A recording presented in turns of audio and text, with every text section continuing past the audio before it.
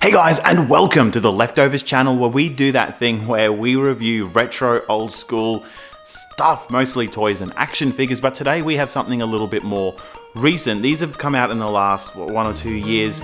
This is Putrid Pizza from the Grossery Gang action figure toy line called Putrid Power. These guys have really caught my eye on the toy shelves here in Australia, and I had to pick up a couple. This is one of the only toy lines that I've really followed that aren't directly nostalgic to me, which is, it feels like a really big deal, right? So I have a toy room, games room just filled with like Ninja Turtles stuff and Skeleton Warriors and Simpsons and a whole bunch of other toy lines, but this is the first time that a new toy line, something that I haven't previously had as a kid, has really caught my eye. So I felt like it was worth checking them out. I thought it was worth checking them out and talking about why they really stand out to me. And you can immediately see, right? These figures are like gross, disgusting, but really, really vibrant and ugly looking.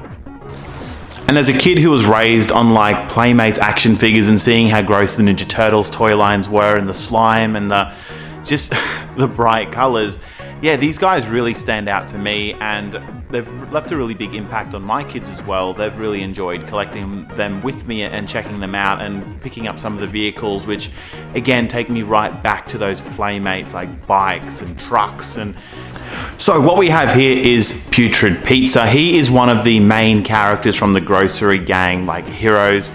As far as the story goes, you can actually check out the Grossery Gang cartoons online and learn so much more about the story than what I want to share right now.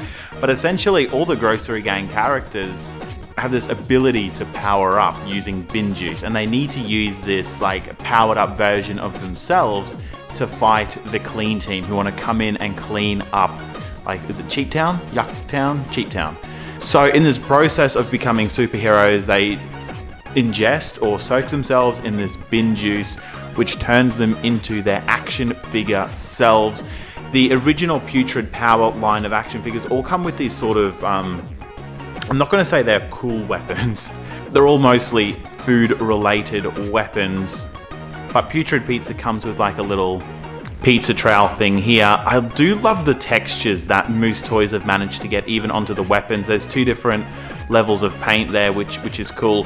If you look at the Bug Strike as well as the Time Wars weapons, they started incorporating, I guess, more action featured, more unique, more innovative weapons for these characters. But I do kind of like some of the original weapons that came with the Putrid Power action figures and just how sort of low key they are.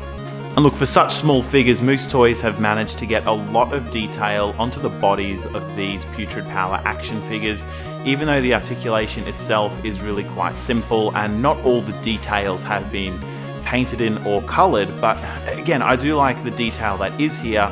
I love the textures that they got onto the figures, and I do really, for such small figures, they've managed to cram a lot in here as well. For such small figures, I think they've done a really effective job with the paint by using that sort of gradient from, like on this figure you can see the orange to the yellow there. So as far as articulation goes, all these figures basically have the same amount of articulation.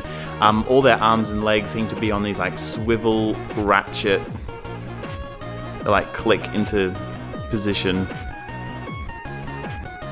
So it's really simple, but it gives them a big range of, you know, the feet obviously limit how they can stand, but it does give them a big range of ways that they can sit on the vehicles, the bikes, the trucks that actually ship out with some. And all the vehicles you'll usually find a peg to place your little Grossery Gang member on as well. So all things considered, this is the figure that actually got me the most interested in checking out the rest of the Grossery Gang action figures. I've got a bunch of the original line. I'm still looking at picking up some more of the Bug Strike as well as the Time Wars action figures at this point. But hey, if there's anything you'd like me to review next, then leave a comment. I'll try and get onto it as soon as possible. Thank you so much for tuning into the Leftovers channel. If you want to see more Grossery Gang action, then please subscribe, check out a few of my other reviews, and of course I've reviewed a bunch of retro stuff on this channel as well.